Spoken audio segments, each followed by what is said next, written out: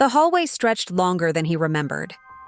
Each step Mark took echoed faintly, swallowed by the heavy silence pressing against the walls. The old house had been quiet for months, ever since his parents passed away, leaving him alone with memories that refused to die. He came back tonight to pack the last of their things: a box of photographs, his mother's books, his father's radio, all waiting for closure that never came. The air was cold, sharp, carrying that damp smell of old wallpaper and wood rot. It was close to midnight when he heard it. "Help me!" A whisper, faint but clear, floating down the hallway. Mark froze. The voice was high and trembling, the voice of a child. He turned toward the sound. "Who's there?" No reply. Only the slow creak of the wooden floor. He told himself it was the house settling. Old houses did that, but the next whisper was closer. "Please, help me." He grabbed his phone, no signal. The house stood miles from town, surrounded by thick forest. He hadn't seen a neighbor in years. The child's voice shouldn't exist here. He moved slowly toward the far end of the hall where the sound came from. A single bulb flickered overhead, casting long, trembling shadows. The wallpaper peeled like dead skin, and his footsteps left dust prints on the faded carpet. "Where are you?" he asked, his voice cracking. Then he saw her. A small figure stood at the edge of the hallway. A girl, maybe 7 years old, wearing a white dress smeared with dust and dirt. Her hair hung limp over her face. She looked lost. "Hey," he said gently. "Are you hurt?" She didn't move. Her hands hung by her sides, pale and still. He stepped closer. "What's your name?" Her voice came soft and broken. "I can't find my way home." Mark's throat tightened. "You're safe now. I'll help you." He took another step forward. The light above flickered once, twice, then went out. Darkness swallowed the hallway. He turned on his phone's flashlight. The beam cut through the black. The girl was gone. "Hello?" he called out. "Where did you go?" No answer. Only the sound of a child sobbing somewhere deeper in the dark. He followed the sound through the corridor into the back room. The crying grew louder. The air grew colder. His breath fogged in front of him. "Please," the voice said. "Don't leave me again."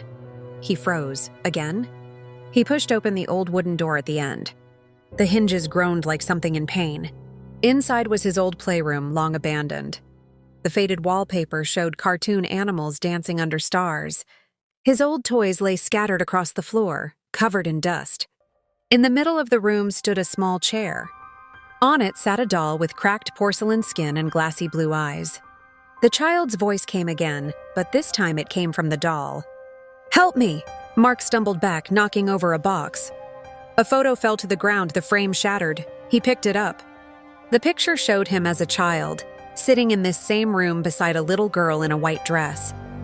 Her face was half-turned, but familiar. He had no sister. He dropped the photo and turned for the door. It slammed shut. The lock clicked. Panic surged through him. He yanked the handle, but it wouldn't budge. Then came the sound of footsteps behind him. Soft, light, childlike. He spun around. The girl stood inches away.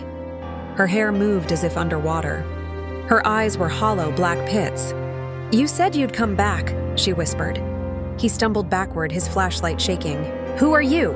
Her head tilted to one side. "You forgot me." The word struck him like a blow. His memories twisted and flickered. A name surfaced from somewhere deep. Anna, Anna. He remembered a rainy night when he was 6. He and Anna had been playing hide-and-seek. He had hidden inside the old well near the woods, thinking it would be funny. She had gone looking for him.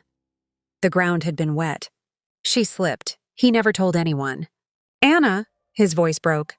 "I tried to—" Her face distorted, lips twisting into a scream that didn't make a sound. The air around her shimmered. The lights flickered violently. The walls began to close in, the wallpaper melting, colors draining like blood into the floor. He felt the room tilt and spin. "Why did you leave me there?" She hissed. "I was scared," he shouted. "I didn't mean to." She stepped closer, eyes burning with something beyond hate. "You promised you'd never let go." Her hand reached for his. It felt icy, solid.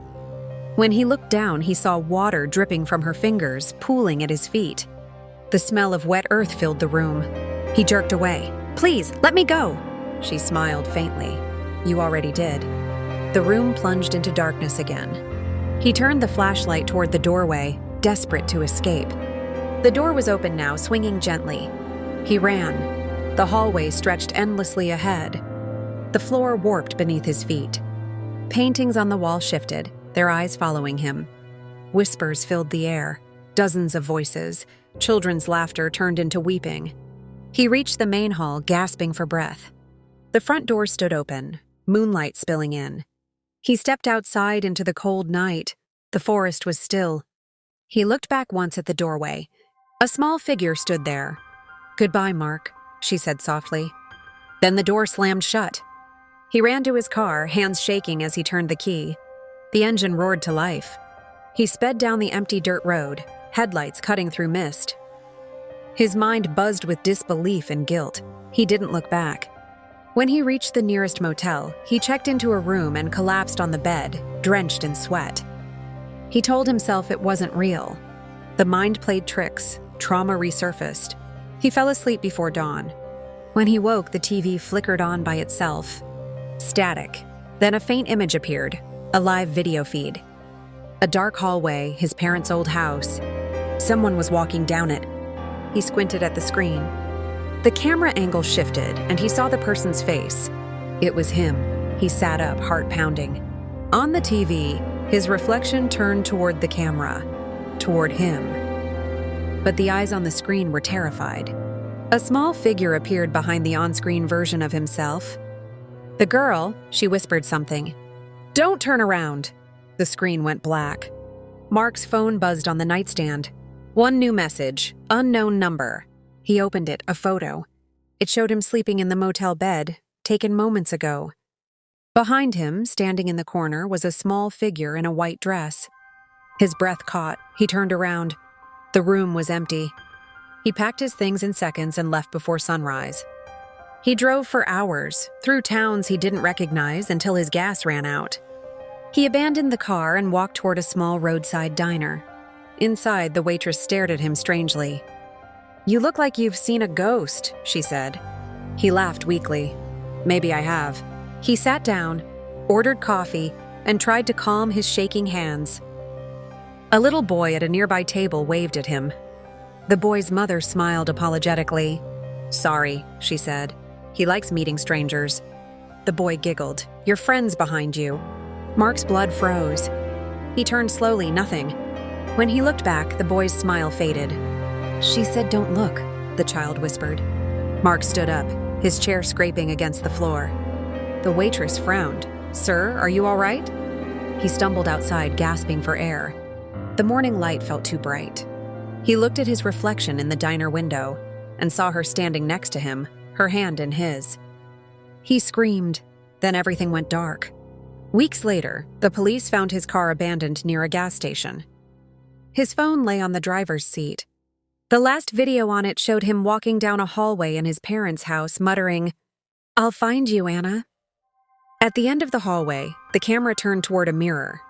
In the reflection, a small child stood behind him.